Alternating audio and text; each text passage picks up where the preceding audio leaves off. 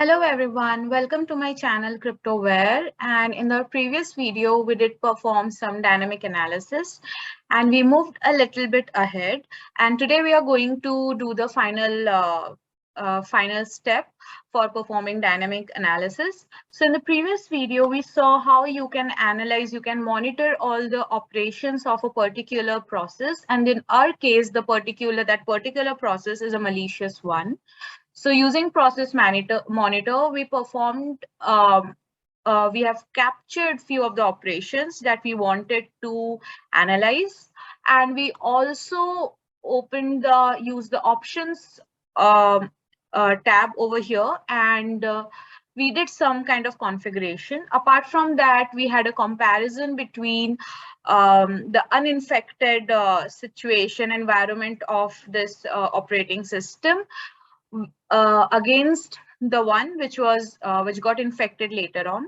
So we had a comparison using Regshot, and the last one where we did was we were analyzing the networking part, how that particular malicious process was actually connecting to different IP addresses. So we captured everything in Wireshark. So today, as I had mentioned before, we'll just try to see, we will try to see a graphical representation of the operations that we observed in process monitors. So for that, we need to have proc. So you open proc. If not, you can, I think with Flare VM, they have inbuilt proc. If for proc. To work in a very proper way, you need to have grapviz. If you want, we can have a separate video on how to install it completely and properly so that we can perform our analysis in a simpler way. So here in proc. Since you can see that it is using ProcMon. So here, as I mentioned, that we need to have grapviz, and these are the files that we require. Once you install each and everything properly, you'll be able to see all these. So you just click on OK. Now, as I mentioned in the previous video, we had saved the process ProcMon's logs in a CSV format. We did it in PML format too, but for proc. We require it in .csv extension. So we open it, click on here. After that, in the launcher, we click over here, and it starts analyzing the ProcMon file. We'll wait for a few seconds till it analyzes, and then we'll go ahead with the next options.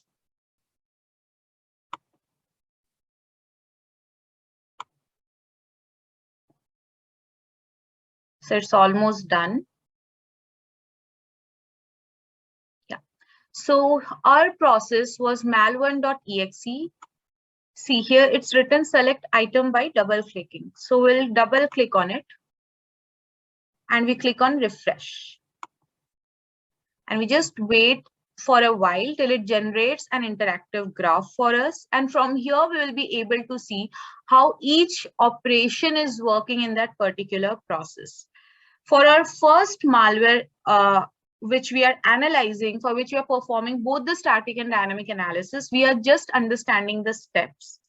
In the later videos, we will be actually analyzing various malware and we'll try to understand what it does exactly in a very proper way.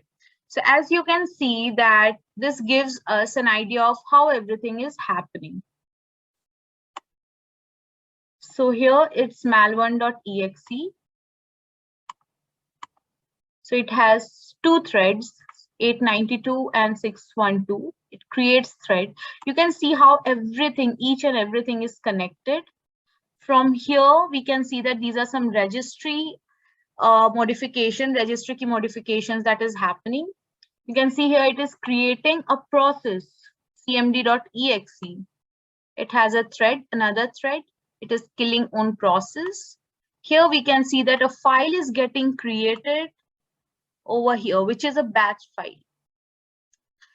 If you're not aware of the fact, .bat file is a kind of, it's a batch file which gets executed in your Windows system. It's like For example, if you want to write all the system-based commands that you use terminal for, so all those commands can be consolidated into one file, which is a kind of batch file. Although I have not given you a very proper definition, but that is what you do.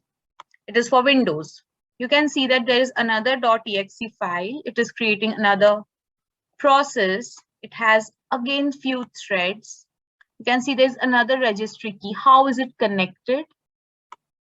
So here we are just analyzing and looking at it, how it looks like when you are trying to analyze, and how easily it simplifies each and everything for you. Whatever operation, whichever operations that you saw in ProcMon, it is getting easy for you. So it is auto start. So we can guess that maybe some of the processes are trying to get,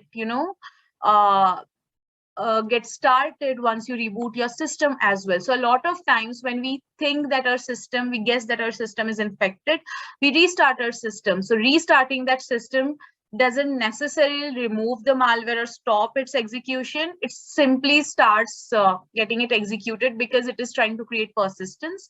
It has made some modification into your registry. So as a result, whenever you restart your system, it again gets executed, infecting your system again. So you can see that there are some other files that has been created. There's another .exe file. Some hidden files, auto start, there's some logs, some services. It is again creating few files. So what you can do is you can go through these files and check what is it actually doing. You're performing further analysis using that. mal1.lnk, I guess that is. So you can check them out. Since it is HKCU, so you can see that there is some modification that is happening in the registry key. So this is the entire graphical representation of the operations that this particular malicious file was performing. It's still performing. It is still there. It is still getting executed. We have just stopped monitoring those processes, those operations. You can see it loads. So you can see it loads as mal1.exe. It is renaming itself as appservices.exe. That is pretty interesting. We can have a look at it. So once, if you remember in our previous videos, when we executed this particular file, it disappeared from that location. So here we can see that once this file is getting executed, it is renaming itself and also relocating itself somewhere else. So if we want, we can check. So let's see. Is it actually telling us the correct details? And hopefully, yes, it is.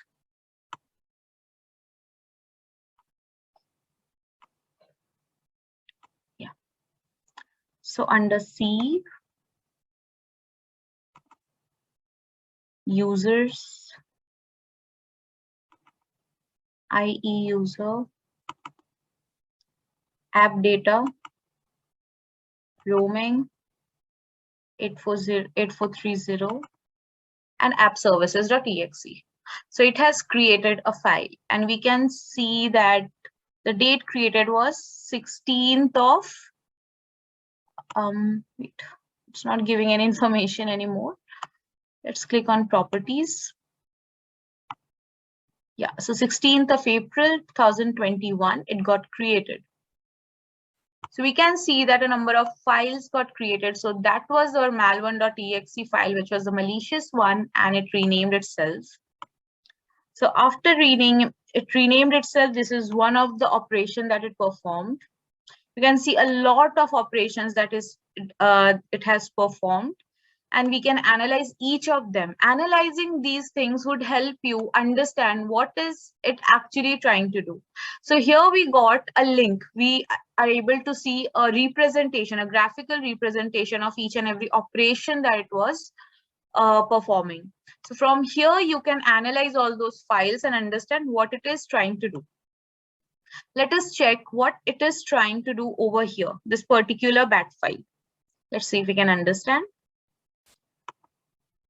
So it's in IE user app data. So we have to just, okay, sorry, we're in the wrong folder.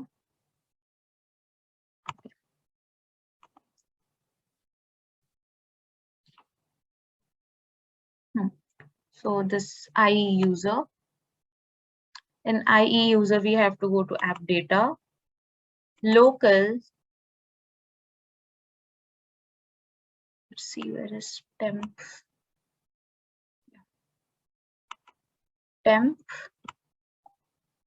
and it's I1 or L126. Let's see.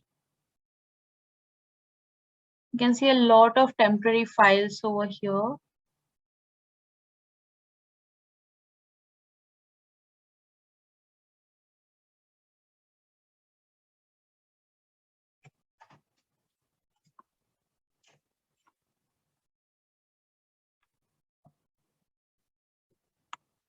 Okay, we can't see it.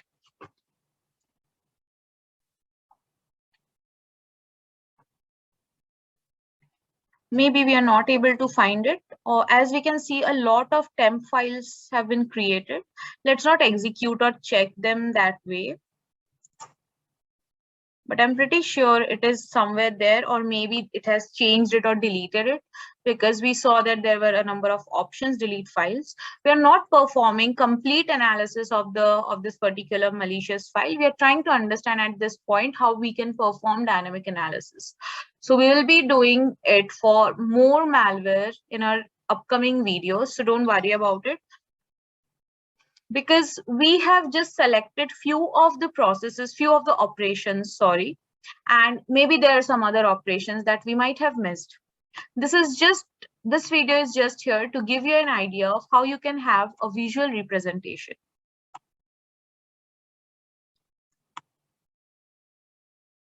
So that's it for today for this video, and in our next videos, in fact, we'll be performing actual malware analysis where we will try to analyze what kind of malware it is.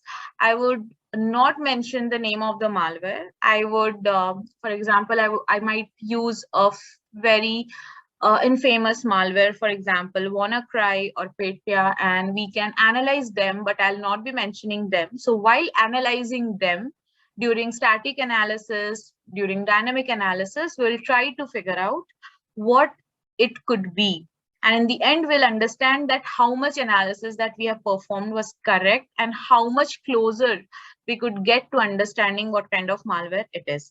Also, we'll be performing malware analysis of PDF files, and we'll be seeing some obfuscated files, how to unpack a packed file. We'll get into that as well in our upcoming videos. So stay tuned. Make sure that you like, share, and subscribe to my channel, and we'll see you in the next video. Thank you so much.